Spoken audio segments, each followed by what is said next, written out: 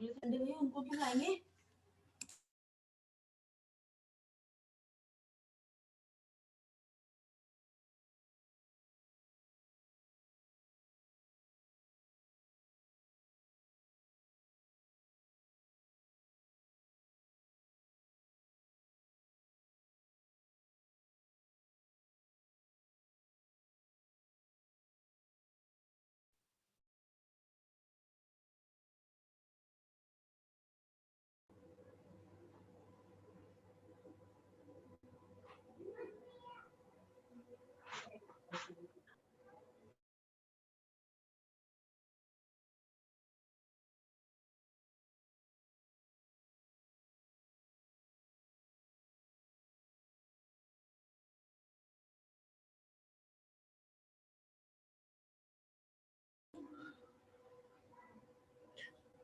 अस्सलाम बिलाल भाई, class start नहीं हुई अभी क्या?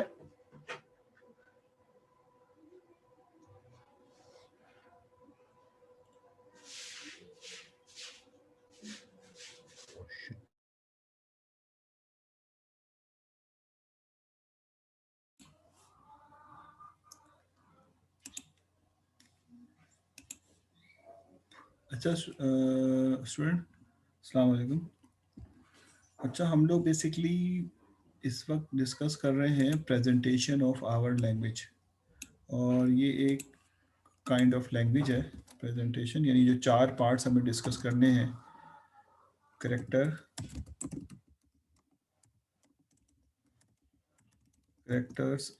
ऑफ लैंग्वेज, उसके बाद है डिस्क्रिप्शन, उसके बाद है आपके पास machine which is called automata, और नंबर 4 में हम बेसिकली इसको डिज़ाइन करेंगे नंबर 4 के अंदर, और वो है इसकी implementation which is some sort of the basically algorithm. तो इसके सेकंड फेज़ में भी हम लोग हैं, और डिस्क्रिप्शन के अंदर डिस्क्रिप्शन जो हम दे रहे हैं बेसिकली वो है रेगुलर एक्सप्रेशन से, और बहुत सारे तरीके भी हैं, लेकिन we are basically just studying the regular expression, the first kind of the language. और डिस्क्रिप्शन में हमने ये बात पढ़ ली कि क्लीन, जब तक स्टूडेंट आ रहे हैं मैं इसलिए लिख रहा हूँ, ये ऑलरेडी तो स्टूडेंट ज्वाइन कर रहे हैं आस्ते आस्ते। क्लीन स्टार एंड प्लस, और यूनियन एंड कॉन्केटिनेशन।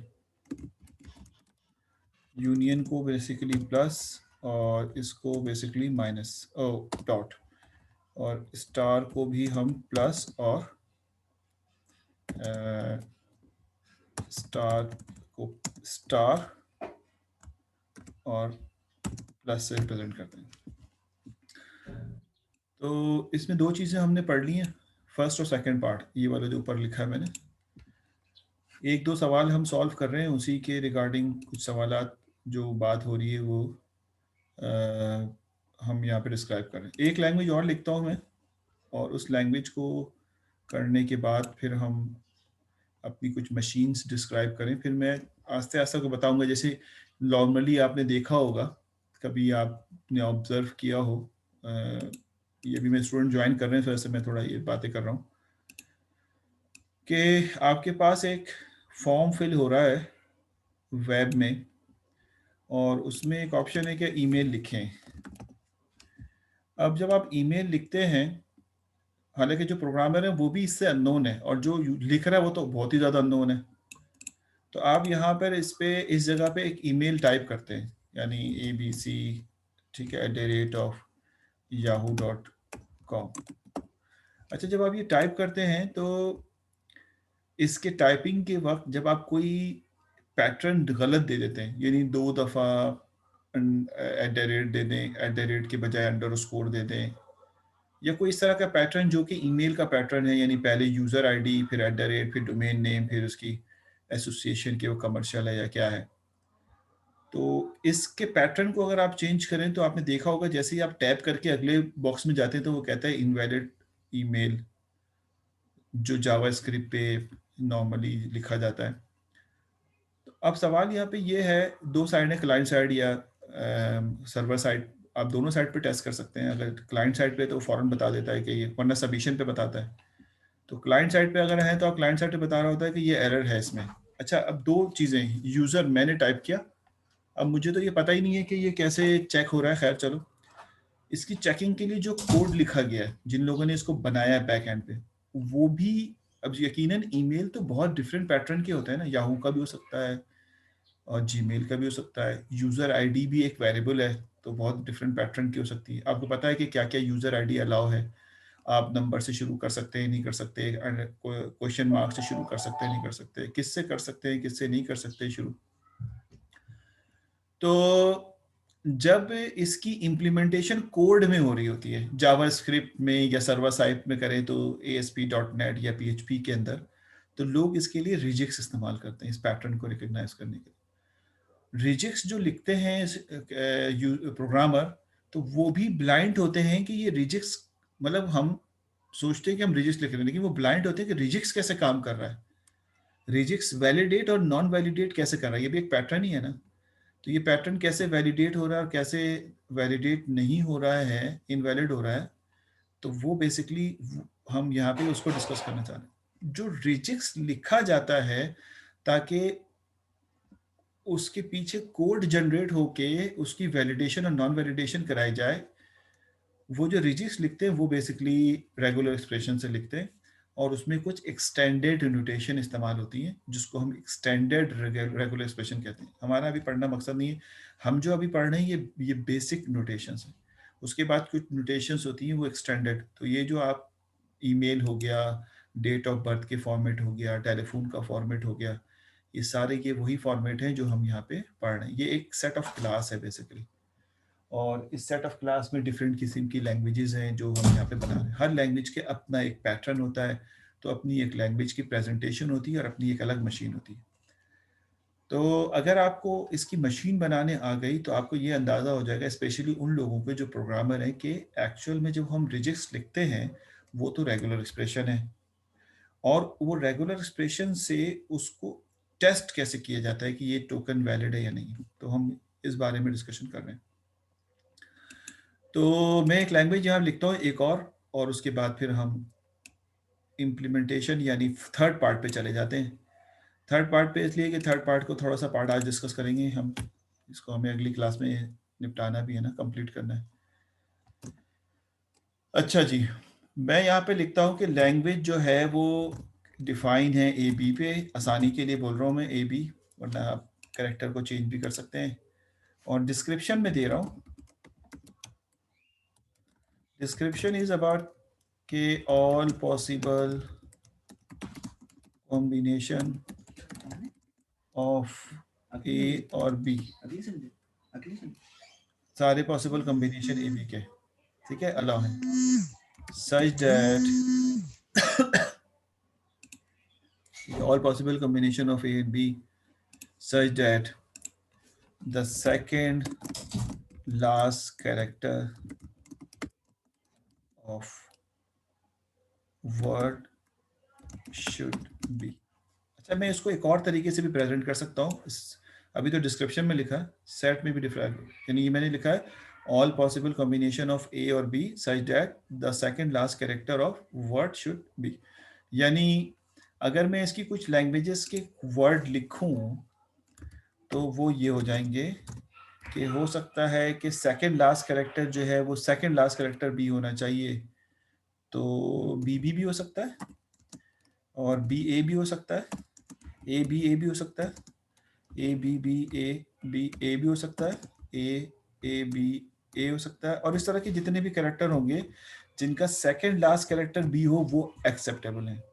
हमारा जो फोकस है वो है second last character of B, ठीक है, यानी BB, BA, A plus and so on. इस डिस्क्रिप्शन को डिफाइन करने के लिए एक और तरीका भी है, उसको इस तरह से डिफाइन भी किया जा सकता है कि R language is equal to, ये रेगुलर एक्सप्रेशन नहीं बोल रहा मैं, रेगुलर एक्सप्रेशन तो लिखना है अभी हमें, लेकिन वर्डिंग से एक और अच्छा अंदाज है कि हम लिख दें कि आर लैंग्वेज, यानी उस वर्ड को, ये जो वर्ड लिखे हैं इसको मैं यहाँ पे सेट की फॉर्मेट में डिफाइन कर सकता हूँ। Our word is W such that, आपने पढ़ा होगा such that all possible combination of A B, A plus B are allowed, ठीक है, such that all possible combination of A B are allowed and साथ में the second last character should be B, यानी second last character जो है वो क्या होना चाहिए, वो बी होना चाहिए, यानी जो वर्ड का सेकेंड लास्ट कैरेक्टर वो बी। अब आपने इसको लिख दिया, सारे वर्डिंग वही लिख दी, सेकेंड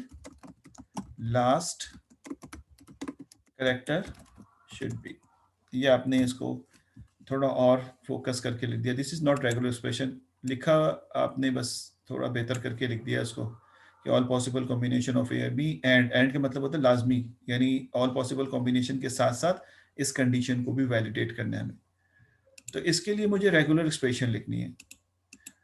सवाल अगर समझ आ गया है, क्योंकि as a problem solver, problem को सॉल्व करने से ज़्यादा इम्पॉर्टेंट ये है कि before solving the problem you should understand the question. अगर गलत अंडरस्टैंडिंग है तो सवाल का सॉल्यूशन भी गलत ही होगा ना। तो इसलिए पहला सबसे जो सॉल्यूशन ऑफ प्रॉब्लम सॉल्वर होता है उसका पहला इंस्टेंस होता है कि वो आप जो हैं वो प्रॉब्लम को समझें ताकि गलत डायरेक्शन में ना चले जाए। तो अगर सवाल समझ में आ गया तो फिर if you have understand this question तो फिर आप इसको बताइए क्या होना चाहिए इस लैंग्वेज की regular expression. If you are going to write the regular expression for this regular expression, तो क्या होगा इसका regular expression? All possible combination of A and A or B such that the second last character should be. Sir जो आपने लिखी थी ना उसमें a प्लस बी वाली, जो बेसिकली दो a प्लस बी और क्लीन किया था उसमें, तो उसमें जो है उससे बाहर, क्लीन से बाहर जो है बेसिकली डॉट बी, और फिर उसके बाद एक और a प्लस बी का क्लीन हो जाए। नहीं, a प्लस बी का क्लीन होगा तो सेकंड लास्ट नहीं रहेगा, तो बस एक जो है ना a प्लस बी आ जाएगा उसके बाद। चैट पे लिखो। जी सर। काशिफ इकबाल ने लिख दिया है और ऑलमोस्ट सही लिखा है, लेकिन कुछ गड़बड़ कर दी। सर लास्ट का क्लीन हटा दें सर। हाँ काशिफ, लास्ट का क्लीन हटा दें, फिर सही रहेगा। Very good. अच्छा, एक बात तो तय है कि इस वाली लैंग्वेज में मिनिमम लेंथ ऑफ कैरेक्टर जो है वो 2 होगा, यानी 1 कैरेक्टर की लेंथ नहीं हो सकती, क्योंकि सेकंड लास्ट कैरेक्टर बी है तो फिर लास्ट भी कोई होगा तो फिर 2 कैरेक्टर हो जाएंगे ना। तो इस वजह से सेकंड लास्ट कैरेक्टर, हाँ तुम्हारा इनाम थोड़ा सा गड़बड़ इसलिए है कि ये 2 क्यों लिख रहे हो, ये तो 2 लिखना नहीं चाहिए। मैं काशिफ इकबाल वाले मतलब 2 का मतलब ये है कि आप 2 ब्रैकेट कॉन्केटिनेट क्यों करा रहे हैं पहले। अच्छा हाँ सॉरी सर, ये ए वो पिछली वाली a प्लस बी का क्लीन आएगा बस a प्लस बी का क्लीन स्टार लिख दो तो पॉसिबल, बिल्कुल सही है, बिल्कुल अब सही है। पॉसिबल आंसर ये है कि आपने कहा सारे possible combination of A B, फिर अब कह रहे हैं कि सेकंड लास्ट कैरेक्टर बी, और आगे जो है वो ए भी आ सकता है और बी भी आ सकता है। This is the possible answer ना, जो मैंने अब लिखा है। इसकी जस्टिफिकेशन भी दे देता हूँ मैं, इसकी जस्टिफिकेशन भी दे देता हूँ। बिल्कुल ठीक लिखा है तुमने। जस्टिफिकेशन ये है कि हमारे पास देखें, ये जो है ये आखिरी कैरेक्टर है, आखिरी कैरेक्टर ए भी हो सकता है और बी भी हो सकता है। स्टार इसलिए नहीं लगा रहे कि वो घूमना शुरू हो जाएगा तो फिर सेकंड लास्ट इसकी वर्थ खत्म हो जाएगी।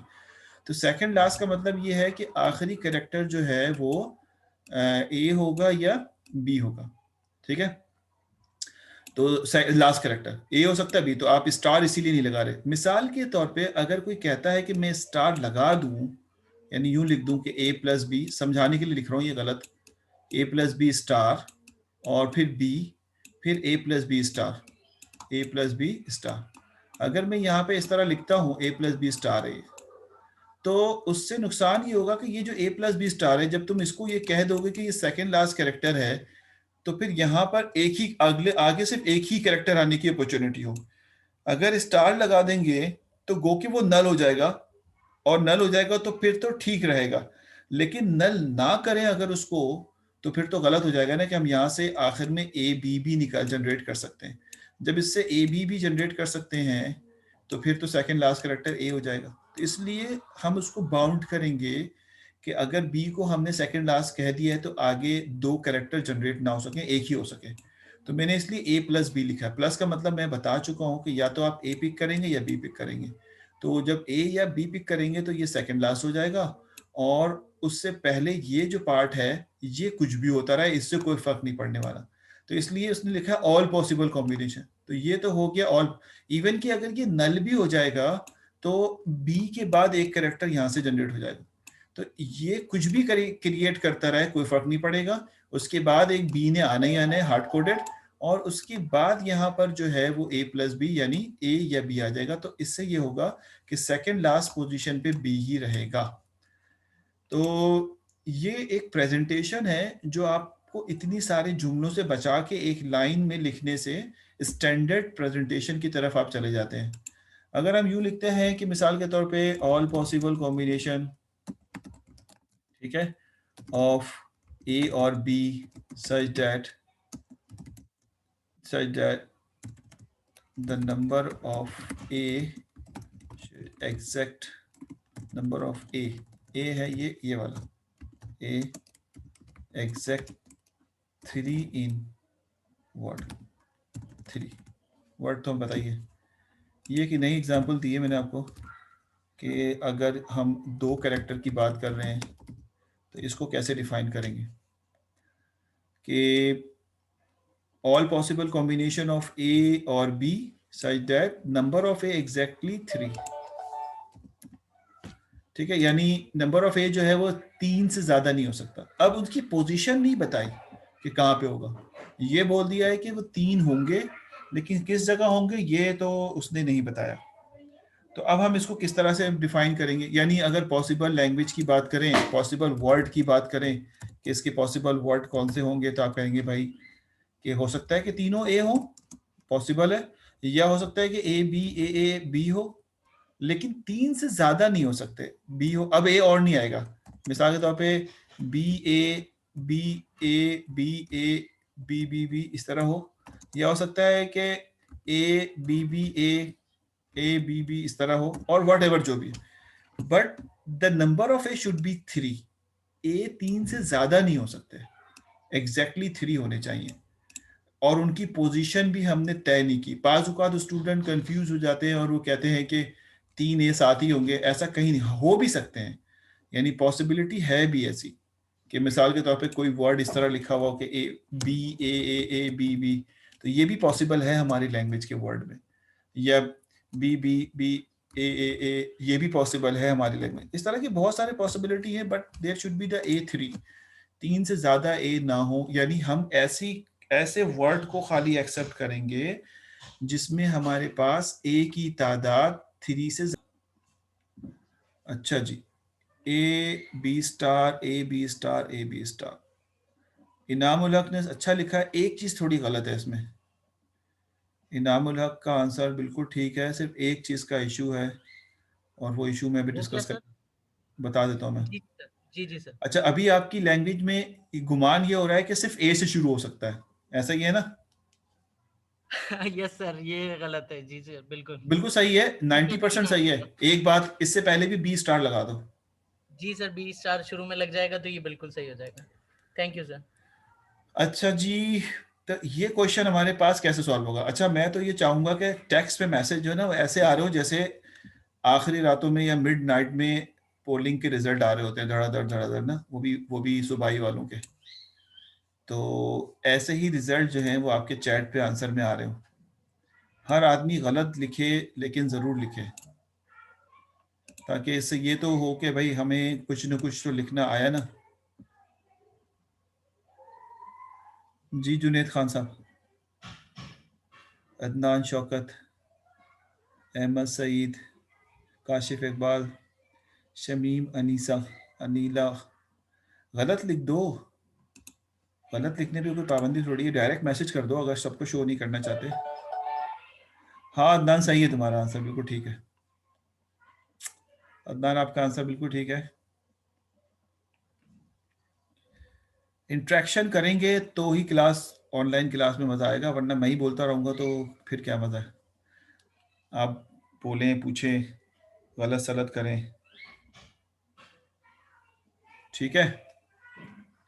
चलो नहीं दे रहे हो कोई बात नहीं, मैं आपको आंसर दे देता हूँ। देखिए ए की पोजीशन सेट नहीं है, तो इसका मतलब ये हुआ कि ये वाला तो आंसर तारिक सईद साहब, ये आंसर पहले वाले का सही है, अभी वाले के लिए सही नहीं है।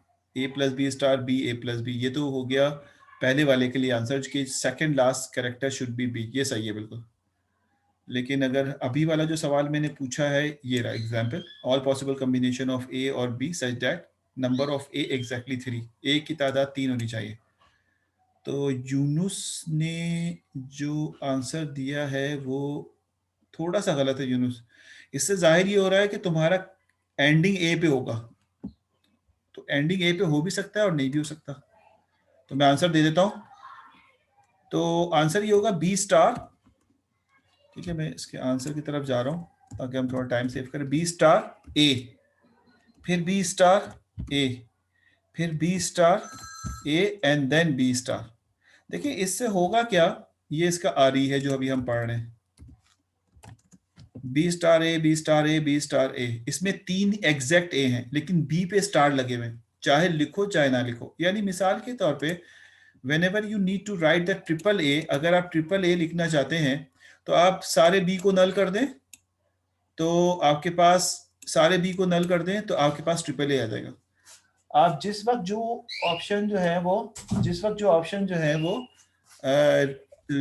ऑन करना चाहते हैं कर लें। एक गुमान ये होता है कि जो लूप मैं यहाँ पे चलाऊंगा इतने ही का लूप यहाँ चलेगा, ऐसा नहीं होता। ये बिल्कुल इंडिपेंडेंट होते हैं। इसको आप 2 दफा चला लें, इसको 3 दफा चला लें, इसको 10 दफा चला लें, कोई फर्क नहीं पड़ता। तो आप देख रहे हैं अब यहाँ पे आप कोई भी टोकन जनरेट करना चाहें, जैसे मिसाल के तौर पे ये वाला टोकन जनरेट करना है, तो आप कहेंगे ए से पहले एक बी है तो यहाँ पर इसको 1 दफा रन कर लें, फिर उसके बाद ए है, फिर आप ये वाला ए लिख लें, ये वाला ए जो लिखा हुआ, फिर उसके बाद एक बी है तो इस वाले बी स्टार को भी 1 दफा चला लीजिए, फिर एक ए है, वो ये वाला ए कॉन्केटिनेट हो गया, उसके बाद फिर एक बी है, आपने कहा ये वाले बी को 1 दफा चला लीजिए, उसके बाद फिर एक ए है, ये आ गया, फिर उसके बाद 3 दफा बी है तो ये वाले बी को 3 दफा रन कर लें।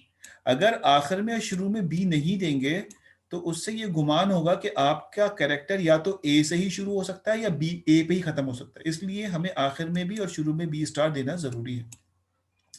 अब अगर आप ए से शुरू करना चाहते हैं तो इस बी को नल कर दें और ए से शुरू कर लें, अगर ए पे खत्म करना चाहते हैं तो इस बी को नल कर दें और ए से एंड कर दें। तो this is a valid regular expression, यानी आपकी मशीन या आपकी लैंग्वेज जिस टाइप के टोकन जनरेट कर सकती है या एक्सेप्ट कर सकती है उसकी रेगुलर एक्सप्रेशन ये है। आप कहेंगे ये रेगुलर एक्सप्रेशन उसका एग्जिस्ट करता है। ठीक है ना। अब मैं आपको आखिरी सवाल लेके फिर हम जरा मशीन की तरफ लेके जाते हैं ताकि कुछ एक आध मशीन भी हम आज के दिन में डिजाइन कर लें, बाकी अगली क्लास में हम इसको शुरू करेंगे। अहमद थोड़ा सा गलत है ये, उसको सही कर लो ताकि मैंने बस डिजाइन तो कर ही दिया। गलती अगर पूछना चाहोगे मैं जरूर बता दूंगा कि आपने जो लिखा है उसमें गलती क्या है। अच्छा जी आगे बढ़ते हैं। जी सर गलती बता दें। अच्छा गलती बता देता हूँ। अहमद आपने जो लिखा है उसमें आप मुझे बताइए कि कैसे शुरू करेंगे बी से अपने टोकन को। जब आप इस तरह लिखते हैं ना, जो आपने अंदाज लिखा है, इसमें जो बीच में प्लस लगाया बी स्टार के बीच में, तो इसका मतलब है या तो आप लेफ्ट साइड से टोकन जनरेट कर सकते हैं या राइट साइड से कर सकते हैं। अगर राइट साइड से मैं टोकन जनरेट करूंगा बी स्टार से तो फिर ए आएगा कैसे? ये तो पॉसिबल ही नहीं है ना। जी सर सही सही समझ गया, सही, थैंक यू। तो इस बात का हमें ख्याल रखना है। देखिए एक बात मैं आपको क्लियर कर दूं, जो भी स्टूडेंट हैं वो कि हम एग्जाम का या क्विज का पार्ट तो करेंगे इसका, कि अगर कभी मैं यूं लिखता हूं ना कि ए, मैं समझाने के लिए लिख रहा हूं, ये किसने लिखा ये नहीं बता रहा, ए प्लस बी स्टार और प्लस, सॉरी स्टार लगाना भूल गया, ए प्लस बी स्टार प्लस, और मैं यहाँ लिख देता हूँ सपोज करो ए स्टार। इस जुमले का मतलब ये है मेरे भाई कि याद देखिए ये क्योंकि बीच में प्लस लगा हुआ है, होल पे आपने स्टार नहीं लगाया। मैं इसको समझाने के लिए कुछ इस तरह एक सवाल देता हूं, इस तरह से कि मिसाल के तौर पे ए प्लस बी का होल स्टार क्या बराबर होगा ए स्टार प्लस बी स्टार के? सवाल तो ये आ गया ना जी अंजुम साहब, क्या A plus B whole star question mark लगा रहा हूँ इसलिए कि, चलो क्वेश्चन मार्क यहाँ लगा देता हूँ। क्वेश्चन मार्क, क्या बराबर होगा या बराबर नहीं होगा? क्वेश्चन मार्क का मतलब ये है कि either you can say both of them are equal और नॉट। अब बताइए क्या दोनों बराबर होंगे या नहीं होंगे? इस वाले सवाल की बात कर लेते पहले। अच्छा जी, इक्वल नहीं है, सर, बराबर नहीं होंगे। No, no, sir, not equal. Not equal. Juned कह रहे हैं equal. Anyone else has give instructed to give any sir argument? Equal है मेरे ख्याल से भी। इक्वल। अच्छा, तो पहले तो ये तय करो कि इक्वल होने का मतलब क्या होगा, कि दोनों दोनों एक सेम ही लैंग्वेज एक ही लैंग्वेज, हाँ एक ही लैंग्वेज को रिप्रेजेंट करेंगे, इनके इनसे जनरेट होने वाले वर्ड एक ही होने चाहिए, यानी जी सर, मतलब जो वही वर्ड ये होगा। जनरेट कर सकता है वही वर्ड ये जनरेट कर सकता है, इसका मतलब ये दोनों लैंग्वेज है। अच्छा, अगर ये दोनों सेम है तो हम पहली वाली लैंग्वेज के वर्ड जनरेट करते हैं। तो पहली वाली लैंग्वेज के वर्ड ये कहते हैं कि L which is equal to, पहली वाली लैंग्वेज L1 कर देंगे उसको, language 1 which is equal to null value, वो मैं अभी लिख दूंगा, स्पेस लगा के लिख देते हैं, A B A B B A and so on. ये हो गया फर्स्ट वाले के लिए। तो इसका मतलब ये हुआ कि आपने ये कहा कि ये हमारे पास एक नल भी आएगा क्योंकि फर्स्ट वाले में होल पे स्टार है, और इस तरह के वर्ड्स जनरेट कर सकेंगे। होता क्या है कि जब आप इन करते हैं अंदर, तो या तो ए लेते हैं या बी लेते हैं। अच्छा, अब दूसरी लैंग्वेज की बात करते हैं। दूसरी लैंग्वेज में भी L2 के लिए अगर बात कर रहे हैं तो स्पेस देता हूं क्योंकि इसमें भी नल आ सकता है कि ये भी जीरो हो जाए ये भी जीरो हो जाए, तो नल आ।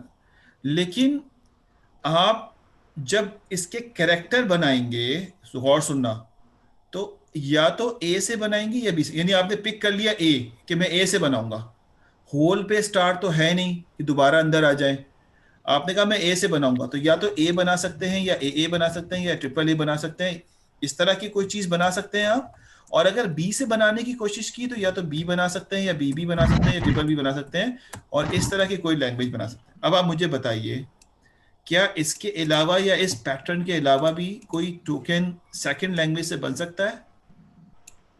बड़े गौर से देखना और समझने की, इसीलिए मैंने ये सवाल दिया है कि आपको समझ आए कि जो सेकंड वाली लैंग्वेज है इसमें या तो आप हाँ, अगर यूं लिखा हुआ होता ना कि ए स्टार प्लस बी स्टार और होल स्टार, तो फिर हम सोच सकते थे कि दोनों इक्वल है या नहीं है, लेकिन अभी होल पे तो स्टार लगाया ही नहीं मैंने, ठीक है, और मैंने कहा तो इससे जो लैंग्वेज जनरेट होगा, you can not come back ना। अगर ए पिक कर लिया तो फिर बी पिक नहीं होगा, बी पिक कर लिया तो ए पिक नहीं होगा क्योंकि बीच प्लस लगा हुआ, ये बात पहले बता चुका हूं मैं आपको।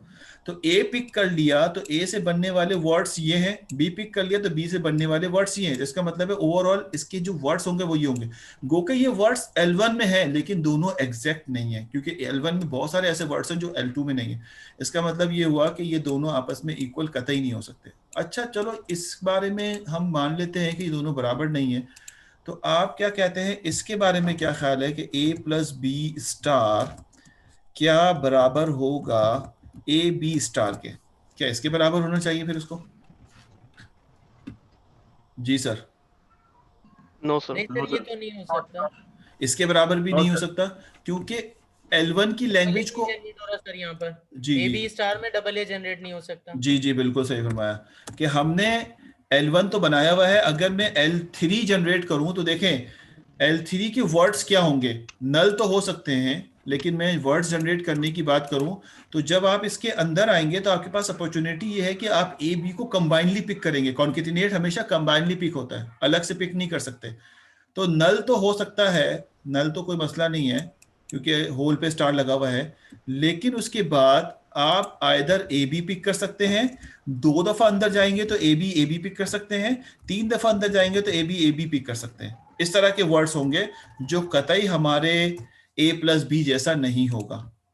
अब मैं आपको एक आखिरी ऑप्शन पे बात करते हैं कि क्या हमारे पास ए प्लस बी सॉरी चला गया, ए प्लस बी का स्टार जो है, क्या ये बराबर होगा ए स्टार बी स्टार का होल स्टार? क्या ये दोनों आपस में बराबर होंगे? क्वेश्चन मार्क लगा देता हूं यहाँ पे। क्या ये दोनों आपस में बराबर होंगे?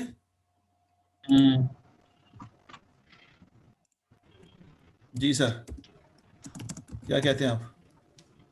ये सर शायद हाँ बराबर है दोनों ये। Sir, I guess that it's equal. Yeah. Time तो लगेगा थोड़ा सा, बराबर होते हुए नजर आ रहा है जी। पहले वाली लैंग्वेज क्या होती है वो हमने यहाँ लिखी हुई L1 के नाम से। अब L4 की बात कर रहे हैं तो L4 क्या इसी के बराबर है? यूनुस कहते हैं यस, जुनेद कहते हैं यस, और अदनान ने भी वर्डिंग में यस कहा है, इक्वल है। अच्छा, अब इक्वल होने के रीजंस बता देता हूँ मैं। इक्वल है, इक्वल होने के रीजंस ये हैं कि ये जो होल पे स्टार लगा हुआ है इसका मतलब है नल तो जनरेट करेगा ना ये। अब देखिए, अगर आप पहली दफा इन हो रहे हैं, गौर से सुनिएगा, पहली दफा इन हो रहे हैं तो ये हमारी कंपल्जन है कि हम दोनों को पिक करेंगे, लेकिन दोनों पे स्टार लगा हुआ इंडिविजुअल, तो हो सकता है कि मैं पहली दफा ए को एक दफा चलाऊं और बी को नल कर दूं। बहुत सॉरी यार राइटिंग के लिए। ए को एक दफा रन करूं और बी को नल कर दूं, तो बी को नल कर दूंगा तो बी को लिखने की जरूरत नहीं है। और पॉसिबल है कि जब मैं अंदर आऊं तो ए को नल कर दूं और बी को लिखूं, ये भी पॉसिबल है, एक दफा लिखूं। ये तो हमारे इख्तियार में है कि हम इस स्टार को कैसे चलाते हैं। और अगर हम दो लूप को 2 करके चलाते हैं तो 2 दफा अंदर आना पड़ेगा। अब 2 दफा अंदर आने में हमारे पास सारे ऑप्शंस हैं कि पहली, जब तक 2 दफा लूप चल नहीं जाएगा वर्ड बनेगा नहीं। तो पहली दफा अंदर आए, आपने ए ले लिया एक दफा और बी ले लिया एक दफा, पॉसिबल है। फिर आप दोबारा अंदर आए, ठीक है, यानी एक दफा आपने ए ले लिया और सॉरी बी कुछ भी नहीं लिया, मैं एज्यूम कर लेता हूँ, बहुत सारे तरीके हैं। ए ले लिया और बी को 0 कर दिया, फिर दोबारा बाहर गए, फिर अंदर आए, फिर अंदर आ रहे हैं तो ए को आपने यानी 0 कर दिया और बी को एक दफा ले लिया, तो ए बी जनरेट हो जाएगा। और इस तरह से आप जो भी जनरेट कराना चाहेंगे यू कैन जनरेट ना, आप जनरेट कर सकते हैं।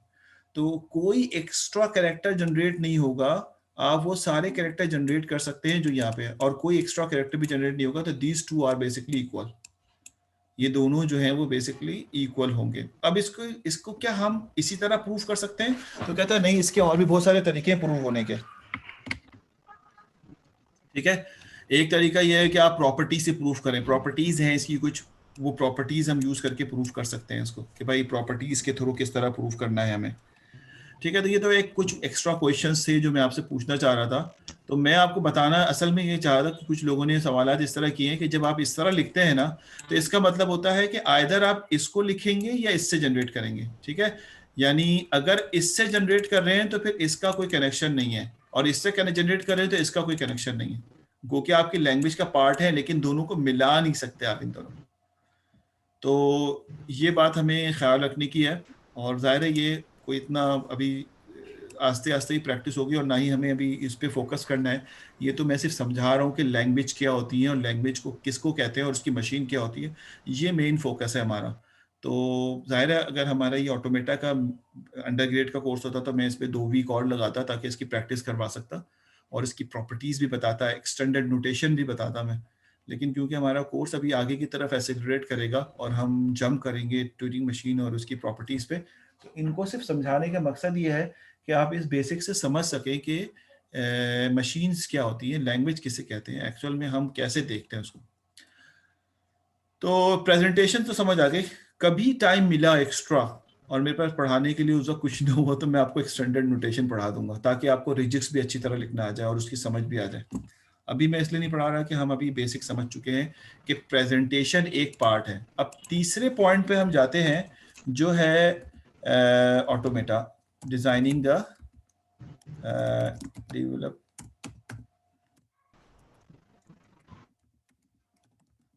ठीक है, एक ऑटोमेटा हम बनाते हैं, या उसको हम दूसरे लफ्जों में मशीन कहते हैं। कि अब आप एक मशीन बनाने चाह रहे हैं जो अब उसके पास ये पावर होगी, जो टोकन आप देंगे वो उसको एक्सेप्ट या रिजेक्ट करेगा। अभी तक ऐसा कुछ भी नहीं बनाया था, अभी तक आपने सिर्फ प्रेजेंट किया था। अब आप एक्चुअल में मशीन बनाने जा रहे हैं जो आपके दिए जाने वाले टोकन आपकी लैंग्वेज से बिलोंग करता होगा तो एक्सेप्ट करेगा, और अगर लैंग्वेज से बिलोंग नहीं करता होगा तो उसको रिजेक्ट कर देगा। समझ आ रही बात है? तो अब वो कैसे बनता है, कैसे बनाएंगे, तो इसके लिए मैं आपको पहले कुछ एंटिटीज लिखवा देता हूँ यहाँ पे कि ऑटोमेटा मशीन का नाम हम यहाँ पे लिखते हैं डिटर्मिनिस्टिक फाइनाइट ऑटोमेटा, इसको हम नॉर्मली कहते हैं DFA, डिटर्मिनिस्टिक। सब अभी समझाऊंगा कि डिटर्मिनिस्टिक का वर्ड क्यों लिखा, फाइनाइट का वर्ड क्यों लिखा। ऑटोमेटा का मतलब तो ऑटोमेट करना है, कि हम एक मशीन बनाने जा रहे हैं जो आपके लैंग्वेज के टोकन को वैलिड और इनवैलिड करेगा, और यही डिटर्मिनिस्टिक फाइनाइट ऑटोमेटा आपकी वेंडिंग मशीन के पीछे इंप्लीमेंट हुई हुई होती है, कि जब आप उसके अंदर कॉइन के पैटर्न देते हैं तो वो उस कॉइन के पैटर्न के बेसिस पे आपको डिजायर्ड आउटपुट देता है या नहीं देता है, तो वो एक्शन बेस है। यही एक्शन बेस आप भी बना सकते हैं कि अगर पैटर्न मैच हो जाता है तो ये कर लो, मैच नहीं हो रहा तो नहीं करो। तो मशीन पीछे जो बनी हुई है वो पैटर्न को डिटेक्ट कैसे करती है, तो इसमें तीनों वर्ड की मीनिंग मैं आपको समझाऊंगा। ऑटोमेटा तो का मतलब तो समझ में आता है कि आप एक ऑटोमेटिक मशीन या ऑटोमेट मशीन बनाना चाहते हैं। फाइनाइट किसे कह रहे हैं, डिटर्मिनिस्टिक किसे कह रहे हैं, ये दोनों बातें भी हम अभी डिस्कस करेंगे। Whenever you are going to construct a machine, आप एक घर बनाना चाहते हैं, क्या क्या चीजें होनी चाहिए? आप कहेंगे सरिया सीमेंट फला फला फला, घर बन नहीं जाएगा। There are some rules. क्या होगा, पहले दीवारें खड़ी करते नहीं, पहले बुनियादें खड़ी होंगी फिर ये होगा। तो इसका मतलब है किसी चीज को बनाने के लिए दो चीजें चाहिए होती हैं, पहले उसके इंग्रेडिएंट्स, पहले उसकी चीजें, और उसके बाद उसकी रूल्स, क्या रूल्स हैं, ठीक है। तो वो दो चीजें हमारे सामने आ जाए तो हम उस मशीन को डिजाइन कर सकते हैं, उस चीज को डिजाइन कर सकते हैं। तो डिटर्मिनिस्टिक फाइनाइट ऑटोमेटा के जो इंग्रेडिएंट्स है, जो पार्ट्स हैं, द पार्ट्स ऑफ DFA क्या है, अगर आप बनाना चाहते हैं मशीन तो उसके पार्ट्स जो हैं वो क्या हैं। वो पार्ट्स मैं लिख देता हूं कि वो कौन कौन से पार्ट आपको इस्तेमाल करने हैं। नंबर 1 कैरेक्टर्स, जो अभी हमने बात की थी। लैंग्वेज, जो लैंग्वेज आपने लिखी है उसी की तो मशीन बनाएंगे, तो कैरेक्टर्स तो डिफाइन हुए हुए होंगे, तो इसलिए कैरेक्टर्स। नंबर 2 आप कहेंगे कि इसके अंदर सेट ऑफ, क्या कहते हैं यार उसको, सेट ऑफ स्टेट्स। हाँ स्टेट्स, मैं मेरे ज़हन में नोट आ रहा है, set of states which is called basically Q. Number 3 is called transition function, which is, मैं इसको हाथ से लिख दूंगा, डेल से रिप्रेजेंट करते हैं, डेल का साइन यहाँ पे है नहीं स्पेशल कैरेक्टर में। नंबर 4, ठीक है, start state, start state which is belong to Q, मैं यहाँ क्यू लिख देता हूँ, बिलोंग का साइन अभी लिखते हुए यहाँ पे।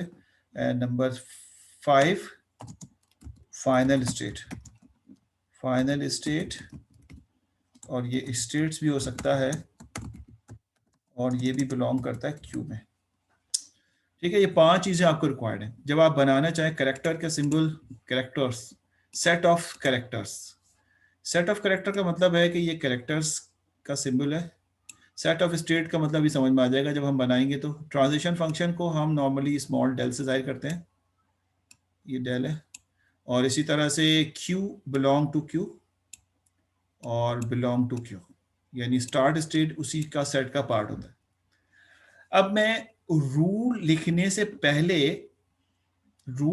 पहले एक सवाल सॉल्व करता हूं ताकि आपको उससे रूल समझाया जाए कि what are the rules for construction of this. ये एलिमेंट्स जो आपको रिक्वायर्ड हैं, जब भी आप बनाएंगे आपके जहनों में ये होगा। उसके बाद रूल्स जो हैं फॉर कंस्ट्रक्शन ऑफ DFA को बनाने के रूल्स क्या हैं, DFA बनाने के रूल्स क्या हैं, वो अभी हम यहाँ पे हाइड कर देते हैं, और उससे पहले समझते हैं कि जो लैंग्वेज हमें दी गई है उसको हम बनाने की कोशिश करें। तो लेट्स सी, मैं अब आपको ना डिस्क्रिप्शन के बजाय रेगुलर एक्सप्रेशन से बनाना सिखाऊंगा। तो मेरे पास एक रेगुलर एक्सप्रेशन है और वो ये है कि सपोज A + B स्टार, ठीक है, A + B स्टार, क्या हो रहा है ये, A + B star and B, ये मेरी लैंग्वेज है। अच्छा, अब हमने कम से कम इतनी नॉलेज, अच्छा इससे पहले भी हमें एक चीज देनी चाहिए कि our language is define over, define का वर्ड मैं उसमें लिख लूंगा A, B। ये मैं एक और भी आसानी के लिए कर रहा हूँ, मैं एक सवाल जो है ना रियल एप्लीकेशन का भी कराऊंगा, जैसे ईमेल का हो गया, वेरिएबल्स का हो गया, लेकिन इनके बाद, ताकि आपको ये शक शुबा ना रहे कि तो हमेशा एबी पे कराएं, गो की बुक यही कहती है कि एबी पे कराएं पहले आप। अच्छा जी, ये हो गए हमारे पास, कॉम्पैक्ट सा लिख देते हैं इसको, हमारी लैंग्वेज इस पे डिफाइन है और ये इसकी रेगुलर एक्सप्रेशन है। जी सर, कोई एक आदमी, कोई एक स्टूडेंट जो है वो बता दे, यूनुस बशीर, अनीला, शमीम, कोई भी एक स्टूडेंट बता दे कि लैंग्वेज की डिस्क्रिप्शन वर्ड में बोल के बता दे कैसी है। सर ये बी पे एंड होगी हमेशा, और बी लाजमी होना चाहिए, ए होना। एग्जैक्टली सर, बी पे एंड होगी बिल्कुल, और पूरा अगर कंप्लीट जुमला बोले तो क्या होगा? Sir, whole combination of A हाँ and B हाँ, ending with वेरी गुड, ये जैद ने भी सही कहा कि जो must main, end with B. हाँ बिल्कुल सही, अब सही हो गया। अब समझ में आ रहा है ना कि हमारी डिस्क्रिप्शन से जान छूट गई और हमने अपने आप को एक स्टैंडर्ड प्रेजेंटेशन पे लेके आ गए, और ये बेसिक प्रेजेंटेशन है। वो जो मैं आपसे बार बार कह रहा हूँ ना, आप कहेंगे यार इसकी तो और भी होती है, वो हम पढ़ा नहीं रहे, कि एक स्टैंडर्ड नोटेशन यूज कर, जैसे मिसाल के तौर पे स्टार अनलिमिटेड लेंथ होता है, आप कहें कि मुझे तो 5 लेंथ लेनी है, तो 5 लेंथ स्टार नहीं ले सकता, स्टार कहता है भाई आप अनलिमिटेड लेंथ को यूज कर सकते हैं। तो वो चीजें कैसे होंगी, तो वो एक्सटेंडेड नोटेशन में हो गया, any combination of A B ending with B. सही है जनाब, हमने ये बात तो तय कर ली कि आपको ये चीज समझ आ गई है कि किस तरह से होगा। वेरी गुड भाई। अब आइए कि इसकी मशीन डिजाइन करनी है कि भाई इससे बनने वाले, इससे जनरेट होने वाले टोकन ही खाली हमारी लैंग्वेज का पार्ट होने चाहिए। यानी मिसाल के तौर पे अगर मैं ए दूं तो एक्सेप्ट हो जाए, बी दूं तो सॉरी बी दूं तो एक्सेप्ट हो जाए, ए बी दूं तो एक्सेप्ट हो जाए, बी बी दूं तो एक्सेप्ट हो जाए, ठीक है, या ए बी दूं तो सॉरी ए बी दूं तो एक्सेप्ट हो जाए, डबल ट्रिपल बी दूं तो एक्सेप्ट हो जाए, और इस तरह के जितने भी टोकन मैं देता हूं हमारी मशीन उसको एक्सेप्ट करे। इसके अलावा कुछ भी दे दूं तो वो उसको रिजेक्ट कर दे। This is basically our motive work ना, यानी ये हम पे हमें हमारा जो ऑब्जेक्टिव है वो ये है। तो इन्हीं चीजों से हम इस्तेमाल करते हैं। अभी हमें नहीं पता स्टेट्स क्या है, ट्रांजिशन फंक्शन क्या है, मैं भी आपको समझाऊंगा, और इसी के बेसिस पे फिर हम सवाल को कंप्लीट करेंगे। एक मैं आपको बना देता हूं। देखिए सर, अगर मैं डिजाइन करूं तो सबसे पहले तो हमें बताना होगा कि हमारी इनिशियल स्टेट क्या है। मैंने कहा कि इनिशियल स्टेट जो है मेरे पास ये है, इसका कोई नाम, नोटेशन माइनस से होता है इनिशियल स्टेट का, यानी स्टार्ट स्टेट, पॉइंट नंबर 4, और इसका नाम अगर कोई देना चाहे दे दें। मिसाल के तौर पे इस स्टेट का नाम x1 है, सपोज कर लेते हैं x1 है। अब x1 पे अगर आप मौजूद हैं, अब अगली स्टेट इसी से बनेगी, तो जितने भी कैरेक्टर आपके पास इसमें एग्जिस्ट करते हैं उन सब की ट्रांजिशन यहाँ पे शो करनी है आपने, ये बात जहन में रखें। क्योंकि मिसाल के तौर पे वेंडिंग मशीन है, और वेंडिंग मशीन ये कहता है, गौर सुनना क्या कह रहा हूँ, वेंडिंग मशीन है और आपने एक ऐसी जबरदस्त और इतनी खतरनाक वेंडिंग मशीन बनाई है कि ये वेंडिंग मशीन वर्क ऐसे करती है कि आपके पास इस वक्त हमारे पास पाकिस्तान में 2 का कॉइन है, 5 का कॉइन है, और शायद 10 का कॉइन है, मुझे जो याद आता है, 20 का है नहीं है, मुझे याद नहीं। तो ये कॉइन्स आपके पास है, तो ये आपके पास सेट ऑफ कैरेक्टर्स हो गए, सपोज करो ये कैरेक्टर्स हैं। अगर मैं इम्बोज कर दूं कैरेक्टर, सेट ऑफ कैरेक्टर्स तो यही है, लेकिन मैं इम्बोज कर दूं कि आपकी चॉकलेट जो है वो 20 रुपए की है, रीज ऑफ 20 की है, सपोज करो। मैं कहता हूं आप कोई भी 20 रुपए डाल दें, यानी आप 4 दफा 5 के कॉइन डाल दें तब भी आपको मिल जाएगा, 2 दफा 10 के कॉइन डालें तब भी मिल जाएगा, और 10 दफा 2 के कॉइन डालें तब भी मिल जाएगा, और 2 के कुछ कॉइन और 5 के कुछ कॉइन डालें तब भी मिल जाएगा, और इस तरह के डिफरेंट पैटर्न्स होंगे। लेकिन मैंने जो मशीन बनाई है उसको मैंने फिक्स कर दिया, वो ये कि आपका पहला कॉइन 5 होना चाहिए। यानी अगर आपने 10 की 2 के कॉइन डाले हैं, हालांकि 20 रुपीज, मैं मिसाल दे रहा हूं, ऐसा होता नहीं है, लेकिन मिसाल के तौर पे 10 के अगर आपने 2 कॉइन डाल दिए हैं, इंसर्ट कर दिए हैं वेंडिंग मशीन में, और पैटर्न जो है वो 20 बना रहा है, तब भी आपको नहीं मिलेगा अगर आपने कंडीशन इंपोज कर दी है कि स्टार्ट कॉइन 5 होना चाहिए किसी वजह से। तो फिर आपको पहला कॉइन 5 देना जरूरी है, उसके बाद आप कुछ भी दे दें, उसके बाद आप इन तीनों में से कुछ भी दे दें। समझ आती बात? तो इस वजह से आप ये कहेंगे, और अगर आप कोई ऑप्शन ना दें कोई ऑप्शन ना दें। अच्छा, अब ये होगा क्या कि किसी ने अगर मिसाल के तौर पे यहाँ पे हम खड़े हैं, उसको पता है कि 5 से स्टार्ट करना जरूरी है, लेकिन फिर भी कुछ शरारती लोग 2 इंसर्ट करते हैं, तो क्या करना चाहिए? या 10 इंसर्ट करते हैं तो क्या करना है? कि इन्होंने उसको हम चॉकलेट नहीं देंगे, चॉकलेट उसको पास नहीं होगी। तो अगर मैं 2 इंसर्ट करूंगा तो एक्सेप्ट तो करूंगा ना स्टार्ट स्टेट पे, करना क्या है ये एक अलग केस है। या कहूं कि भाई ट्रांजिशन बनाओ ही नहीं उसकी, तो फिर बड़ा डिफिकल्ट है। तो इसलिए जहन में रखना कि whenever we are constructing machine, तो हम जितने कैरेक्टर होते हैं उस सब की ट्रांजिशन इस स्टेट के ऊपर शो करते हैं, कि सबकी ट्रांजिशन जो है वो शो होनी चाहिए, चाहे वो हो। आप कहेंगे भाई ए से तो एक्सेप्ट होना नहीं, तो ए की ना बनाए, ऐसा नहीं है। हम उसको बताएंगे ए पे करना क्या है। तो आप जरा देखें, हमने कहा कि भाई देखो बी है ना, तो तुम बी से शुरू करो, ठीक है। हमें एंडिंग, सॉरी यहाँ पे एंडिंग बी पे करनी है। बी से शुरू करो या ए से शुरू करो, किसी एक स्पेसिफिक स्टेट पे चले जाओ। ए नहीं लिखता हूं मैं, क्योंकि मैं इसको जी कर देता हूं। बी से शुरू करो तो एक स्पेसिफिक स्टेट पे चले जाओ, ठीक है। अब जरा गौर से देखना मैं कर क्या रहा हूं, और जाहिर है मैं अपने मशीन को देखते हुए बना रहा हूं, मुझे याद मुझे भी नहीं है, लेकिन जाहिर है आसान सी है तो बन जाएगी ये। हमारे वर्ड्स जो हैं वो ये कह रहे हैं कि अगर सिर्फ बी दिया जाए तब भी ये एक्सेप्ट हो जाएगा, क्योंकि जो वर्ड्स होते हैं लीगल उस पर उसको एक्सेप्ट कराते हैं, फाइनल स्टेट पे ले जाते हैं। तो मैंने अगर सिर्फ बी दिया इनिशियल स्टेट पे रहते हुए, तो मुझे इसको फाइनल स्टेट पे ले जाना चाहिए। तो मैंने इसको फाइनल स्टेट पे लेके चला गया।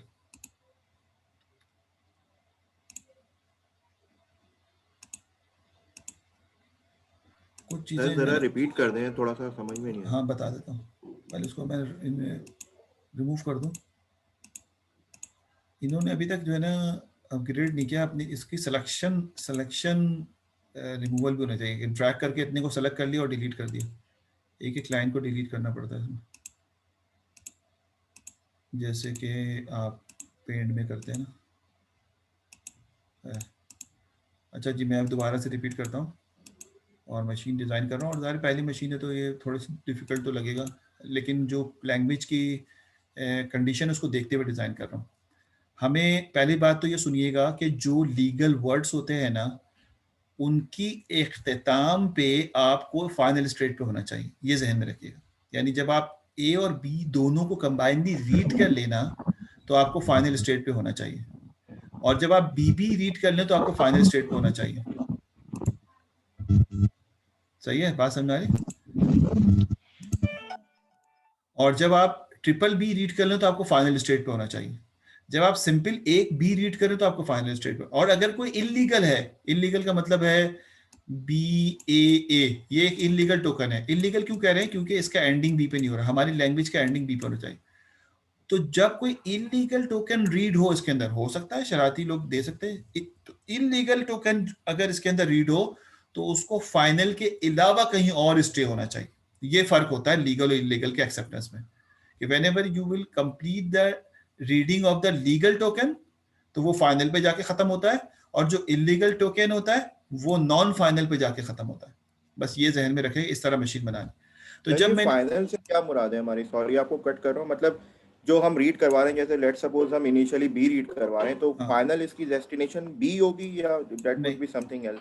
नहीं, फाइनल का मतलब ये है, मिसाल के तौर पे मैं एज्यूम करता हूँ, यहाँ पे छोटी सी मशीन बनाता हूँ कि ये मेरी वेंडिंग मशीन है, ठीक है ना, और मेरे पास एक 20 का कॉइन भी है।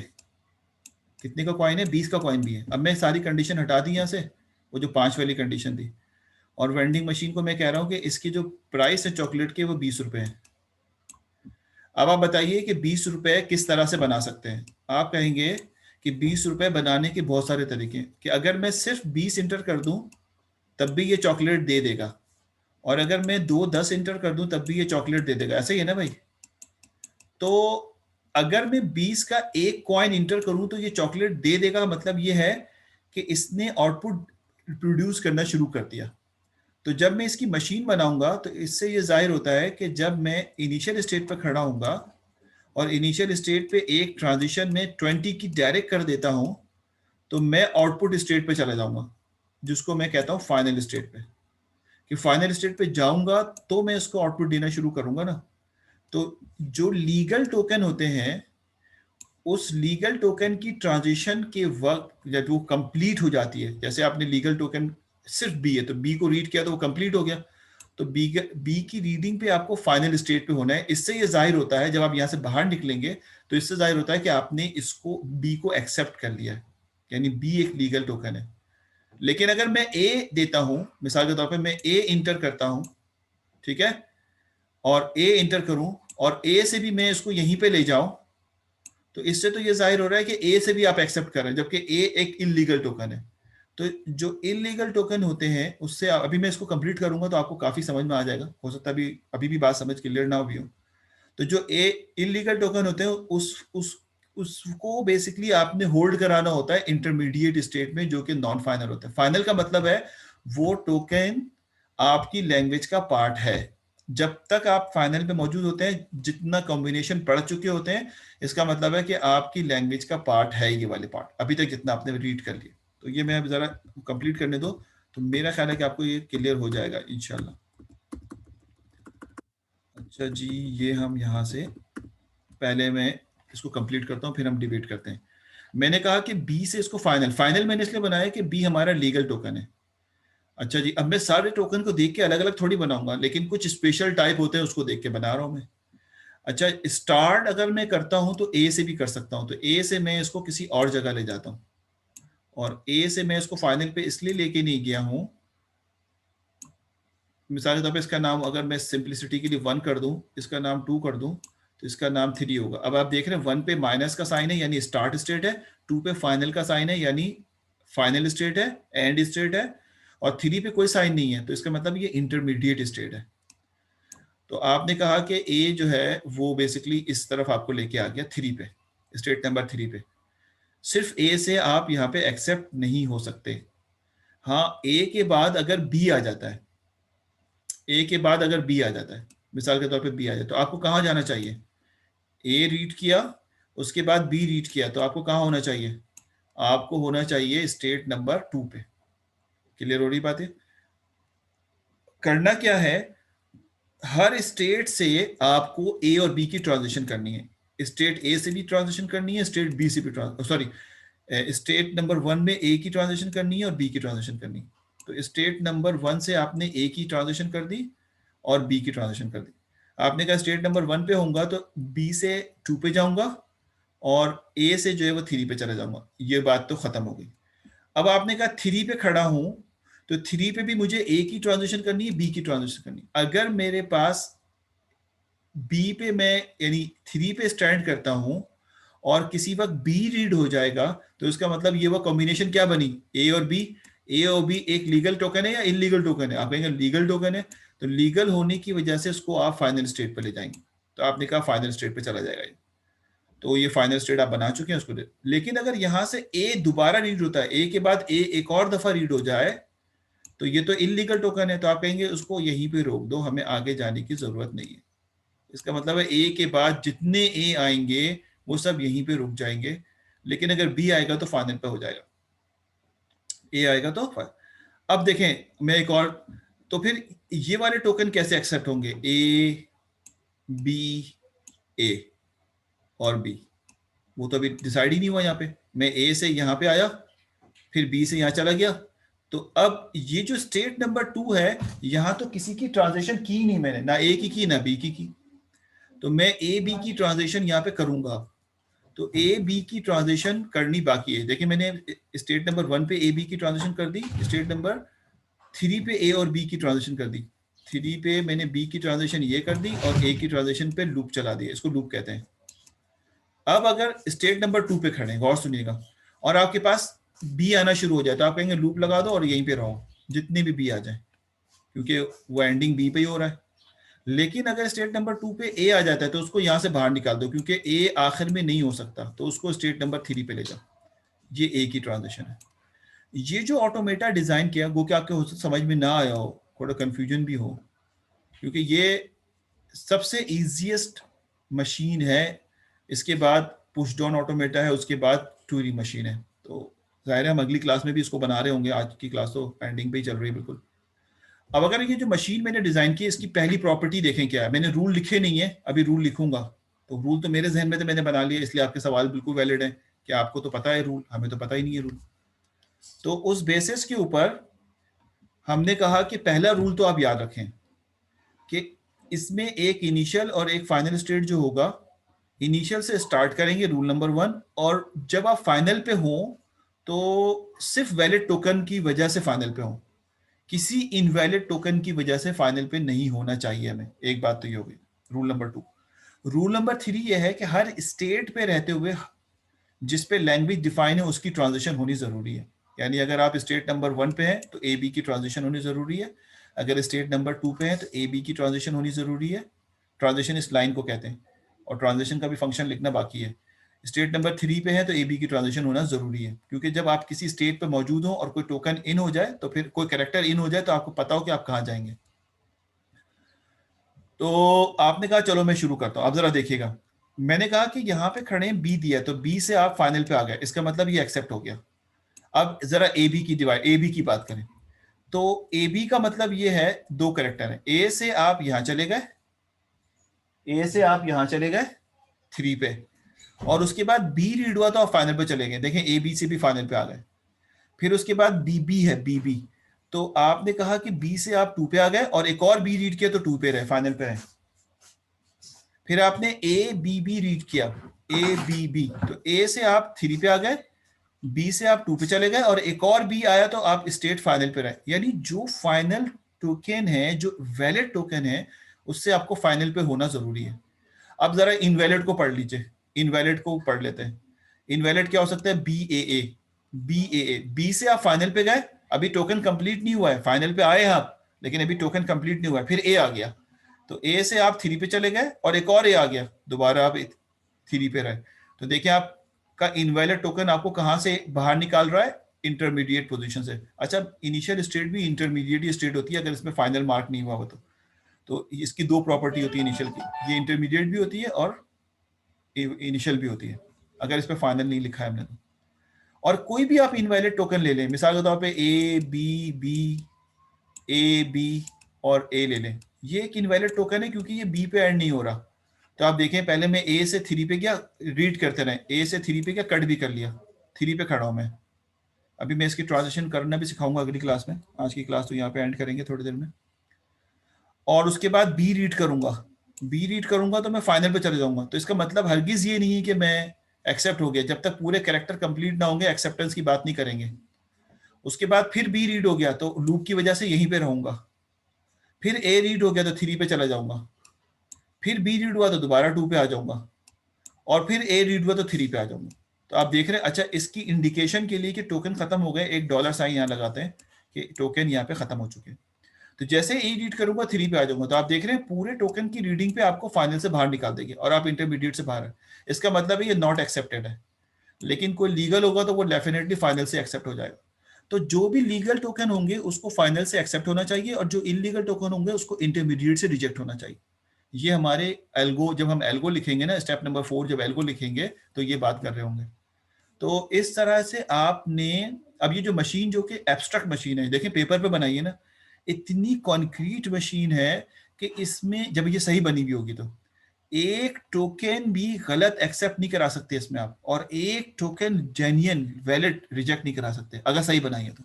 ये इतनी है पेपर पे बनी हुई, क्योंकि इसलिए इसको एब्स्ट्रैक्ट करें। आप देख लें ये मशीन जो आपने डिजाइन की, और टोटली मशीन जो है पेपर पे बनी हुई है, एब्स्ट्रैक्ट मशीन है।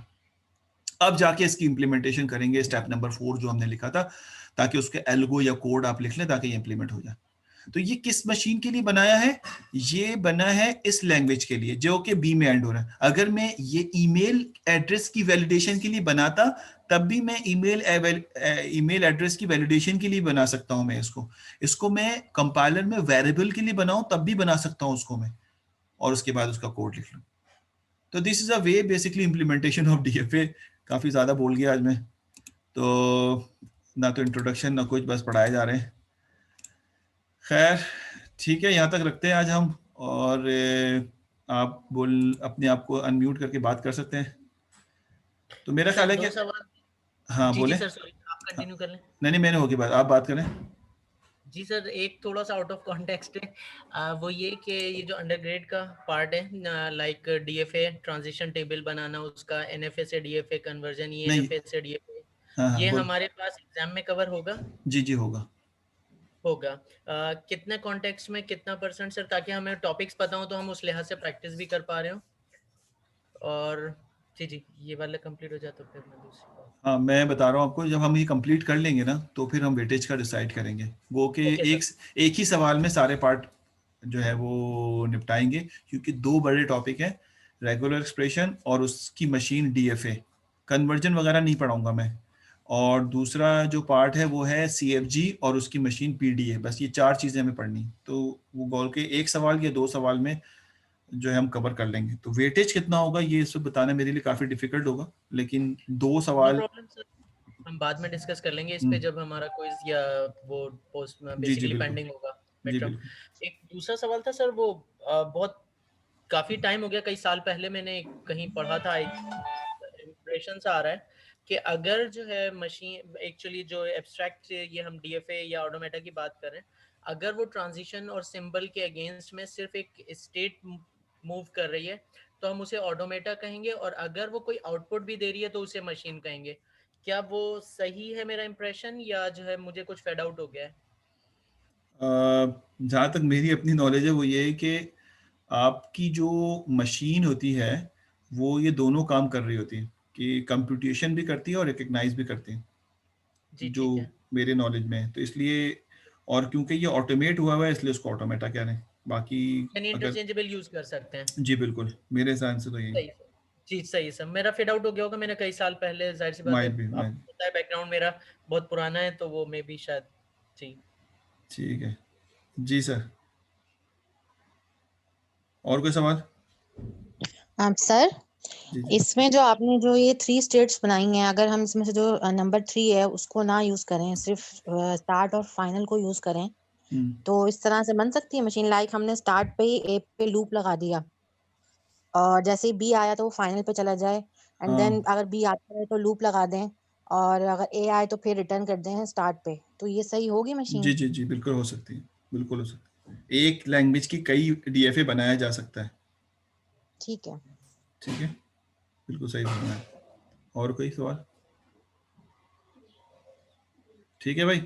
अच्छा, काइंडली आप लोग एक मेहरबानी कर दें कि जाते जाते अपनी आईडी और नाम जो है ना व्हाट्सएप पे इंटर कर दें।